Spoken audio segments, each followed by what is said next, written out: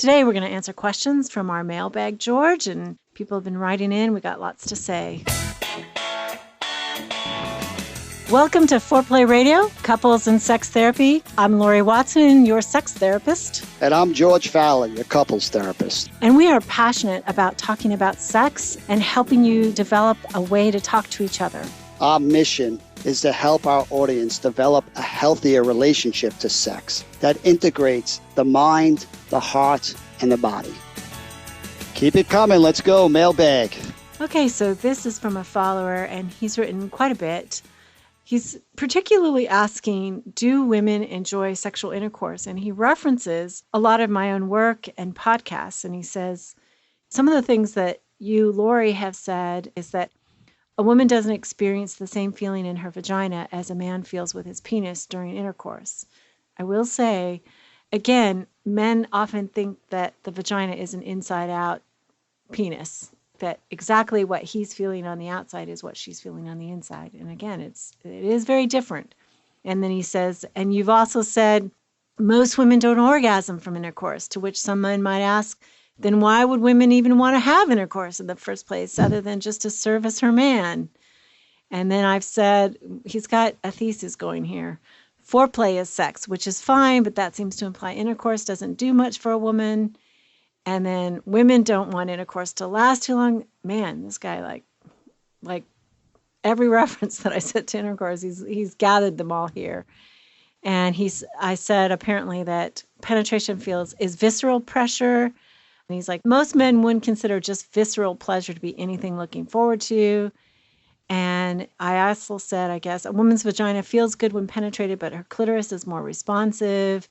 But I do mention the G-spot for a few points for intercourse. And so he's like, and then I go on and on apparently about how, he's literally listed all the words that I've used that are negative. In Wanting Sex Again, that's my book, that I've used words like intercourse can hurt, make women feel anxious, it can be painful, fear of pain, hurt, burning, all sorts of stuff, which he must have gotten all from one chapter, which was on pain.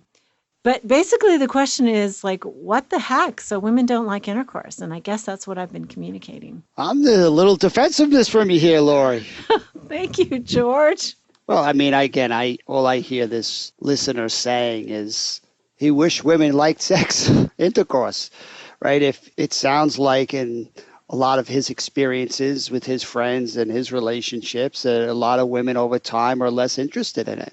And some of what he's hearing you saying is factually some of that information too, right? And he's hoping, I could be wrong. I think he's hoping like a lot of men that maybe you're wrong and women like it a lot more because wouldn't the world be a nice place? So I do not think that women don't like intercourse. Let me just be crystal clear here. I can see how when you line up the data of what I've said that I have communicated something really wrong. Women like intercourse. Bring us the good news, Laurie. Bring us the good news here. Let's go. Women like intercourse. It feels great. Are you kidding me? It is so intimate, right? It's just having somebody inside your body. There's so much deep intimacy and pleasure, and it feels great. Please, everybody, hear me. No, women like intercourse. My point has just been that most women don't climax from intercourse, but that doesn't mean that they don't love it or need it or want it or crave it. Yes, women like intercourse. Most women like intercourse. Most women like intercourse a lot. Can I say it again? I got to. You're on a roll. Keep it going. This is good. Yes, definitely. I just think that there's misconceptions about it, and my husband's favorite joke is, if God were thinking, he would have put the clitoris in the vagina. And he's like, his punchline is, yeah, but then we'd have never found it. But yes, women do like intercourse, and some women climax with that. And all women, I think, I've talked to lots of women who their husband has prostate cancer and then they lose their erections, and even women who have said in the past, not so interested in sex, they talk about their longing for intercourse. And it just kills me, right? Because all those wasted years that they were resisting sex, but once it's gone, then they feel that deep longing to be joined in that way and to be that intimate with their partner. And that's an exception, certainly. I mean, it was surprising for me when I heard you the first time with that statistic that, less than 10% of women orgasm during intercourse. And for most men, that's like the most pressure. And it's hard to imagine that women enjoy sex if they can't orgasm. Because for most men, that's, the orgasm is the most important part of sex. So to imagine, so I get where the listener is coming from, but it is. I remember your face when I said that, George. You look like I'd slapped you in the face. Well, I promptly went home and talked to both of my sons who didn't want to hear about it, but I think it's. Do you know where the clitoris is? At mountaintops. I mean, it helps men. It doesn't just help women. It takes a lot of pressure off. Right. But we're also getting so focused then on the orgasm and the physical act of intercourse that we're leaving out that emotional, that sensual, that spiritual, these other components that are. So I loved your description that says this is to have somebody inside of you. I mean, where else do you get a chance to experience that? Oh my gosh, yeah. Right? And even if you can't orgasm, there's something about the intimacy with that. You can't get another way. You can, rub your clitoris and have an orgasm, and that's really important and great, but it's not the same thing as what intercourse can do. Right. And I would say most women would choose sex with a partner over masturbation any day of the week. Absolutely. Absolutely. And that almost in heterosexual sex almost always includes intercourse. I think that's some of the difference, right? What you just said is orgasm in intercourse is usually how a man climaxes. So he can't imagine it. It's not necessarily how a woman climaxes, but right. So it's more variety. That, Laurie, because that's so important for both to expand their perspectives, to have, more ways of connecting. Like as a man, I have to understand that my wife not having an orgasm, statistically, it's not likely during intercourse. That doesn't mean it's still not amazing for her. And there's another way for her to have an orgasm, which means we just become more flexible with each other. Yeah. And I just hate that this is what I have said, or at least what this listener has heard. Because I don't think that would be seconded by very many women that I know, that they would say that. I mean, I think and I would say that, for some women, they don't absolutely have to have an orgasm to count it as sex or to count it as good sex. I mean, sometimes just being with your partner who is highly aroused, they climax. I mean, bam, that experience of being together is so great and so great emotionally. I think if there's a pattern of that, it can be problematic, right? Mm-hmm. She has to have orgasms to have that desire, to have that turn on, like you've talked about, George, to have her want him. I mean, she has to also have a physiological reward that hits her too. But yeah, I think it's really different for how women have an expectation. I think what I worry about and why I maybe talk about it so much is so many women come in and they say they failed, Yeah, right. I don't do it the right way. I don't do it the real way. Yeah, I can climax, but only if he touches me. And I'm like, oh, girlfriend, that is the way for you. But I'm certainly not in any way denigrating intercourse as fantastic. Well, I appreciate the mailbag comment because I think it's helping you to have a more holistic message. It is so important that you have to stand up to help women recognize there's not something wrong with them if they can't have an orgasm during intercourse. So you need that information to get out there. And there's not something wrong with him. Right. If she doesn't. Right? There's nothing wrong with him. And to add this part of the message to really accentuate that there are so many other things, even if there isn't an orgasm, that are so important emotionally and physically and to that intimacy, that's also hugely important. And it feels good. And it feels amazing. For both parties. So we'll come back after this. speaking with certified sex therapist Laurie Watson from Awakening Center for Couples and Intimacy. Laurie, what is an intensive? So an intensive is 12 to 14 hours of therapy all in one weekend. And it's a way to really make fast progress compared to weekly therapy. I mean, there's just so much more you can get done when you have a chunk of time. Overcome the challenges in your relationship and your sex life. Learn more about intensives and Awakening Center's other services at awakenloveandsex.com. Hey, I want to let you guys know all about George. He's written and contributed to several books, and I'd especially like to draw your attention to his book, Sacred Stress, a radically different approach to using life's challenges for positive change. His book is about a mission on how you adopt new strategies and turn stresses into a positive force in your life. And who among us doesn't live with a lot of stress these days? We'll keep you posted as to all he's doing. But George and other EFT therapists all around the country and the world hold couples retreats called Hold Me Tight, which is developed by Sue Johnson, and it helps secure your own relationship. If you'd like therapy with George, find him at georgefowler.com. So I want to talk about another person who's written into us. And again, we thank you for these mailbags. So I love these things. It's so awesome to get feedback from people that actually are listening and they're wrestling with this stuff. They're kind of passionate about it like us, and they take the actually extra time to kind of let us know. It's so cool. Point 2. You hit a fear of most men that, and I think there's a reality that a lot of women don't like intercourse. I do not think that. Well, that's a lot of men's experience that women could do without it. You know, they do take one for their country, and, you know, it's unfortunately, and that's not intercourse, that's just sex in general.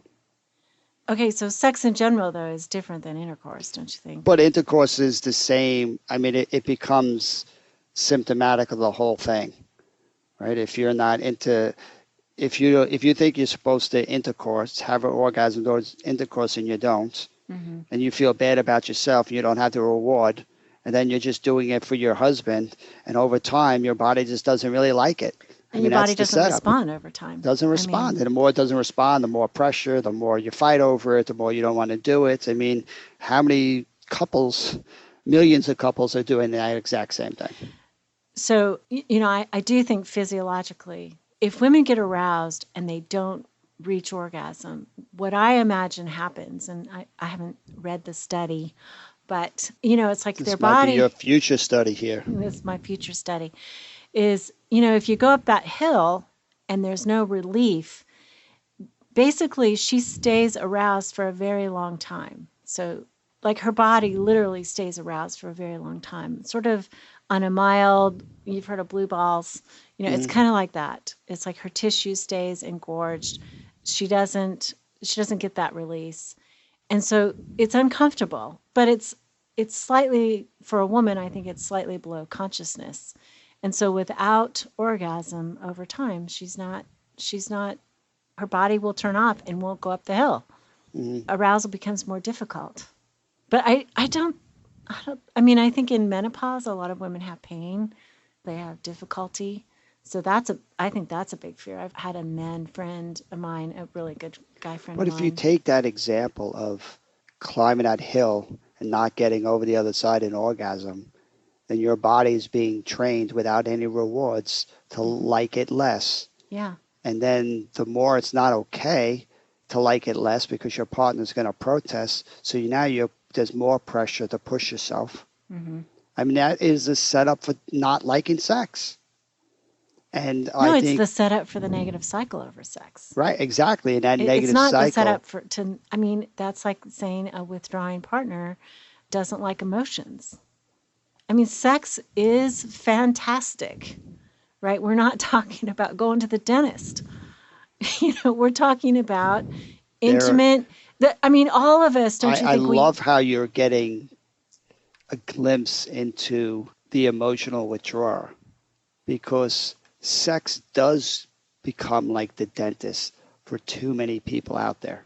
And their way of dealing with it is to not want to engage. And that leaves the other partner chronically feeling rejected and chronically kind of feeling resentful. And the more resentful they are and critical they are, the more the other person continues to get turned off, the more they don't want to have sex for really good reasons. It's definitely that negative sexual cycle. So that mailbag comment was just saying, focusing on the withdrawer part of it, and not seeing kind of his contribution to that person not enjoying sex, right? This is two people co-create something. That's right. And two people are needed to fix it. But I would say the difference between the sexual cycle and the emotional cycle is that there's like a biological need that, aside from testosterone, which obviously drives men more than women for sex, but in women and in men, there's this biological need that we have to be touched. And once we hit adolescence, it's eroticized. Boom, it's about sex for all of us.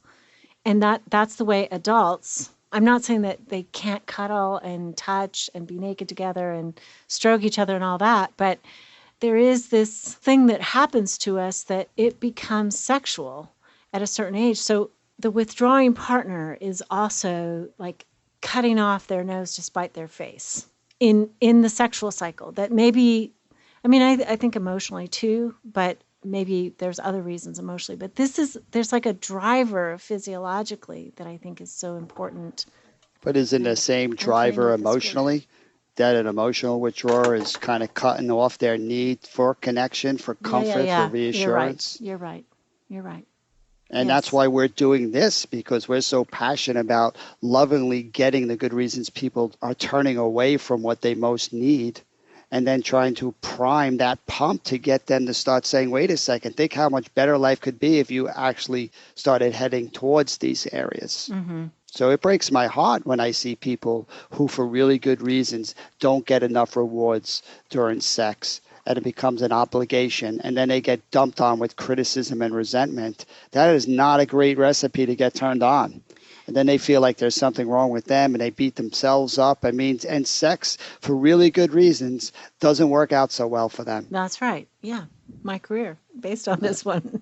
But go back for a minute for me to your truth of, but Laurie, a lot of women do turn off. I agree that women tend to turn off libido, but I think it's a complicated cycle. It is a byproduct of the cycle. It is not something in that woman that's turning them off. It's a byproduct of the environment, of the partnership. Partly of the partnership, the way they see the world, the way they've been raised, the way, there's a whole... It's a complex formula. But and not always his fault. It's a way too common formula. Say that again. It's way too common. So what do you feel about that as a man when you say that? I know as a man, if it was a gay couple of two men and one man is in that same environment, which I see a lot of, right? It's terribly tragic there too, that they so want to stop the bad thing from happening that they lose the opportunity for the good thing. I think it's a huge turnoff for anyone to kind of not like their body, to not be able to kind of tap into their libido, to be constantly criticized and dumped on with resentment. And then they do the most loving... You mean from the sexual pursuer. Right, and then they do the most loving thing they could do, and they just try to go with it. But I love your image. They keep trying to get up the hill, and every time they don't get to the top, it just trains them to not want to do it next time. And yet to not do it hurts their partner, so they just keep trying and forcing themselves and disconnect and check away from their body. And it just continues to build momentum to not like sex. It's so, to me, I always use that image of a math equation. It's so predictable how they get here. And there are some really concrete things they can do differently to start listening to their body so they can have more success. Yeah. Keep it hot. Thanks for listening. And Foreplay family, I want you to know we had our highest download day ever, thanks to you. Our downloads are just increasing by leaps and bounds. We are so grateful for your sharing. Thank you again. Definitely subscribe. That helps our rankings in iTunes, which is important for us. Call in your questions to the Foreplay question voicemail. Dial 833-MY-4PLAY. That's 833-4-PLAY. And we'll use the questions for our Mailbag episodes. All content is for entertainment purposes only and should not be considered as a substitute for therapy by a licensed clinician or as medical advice from a doctor.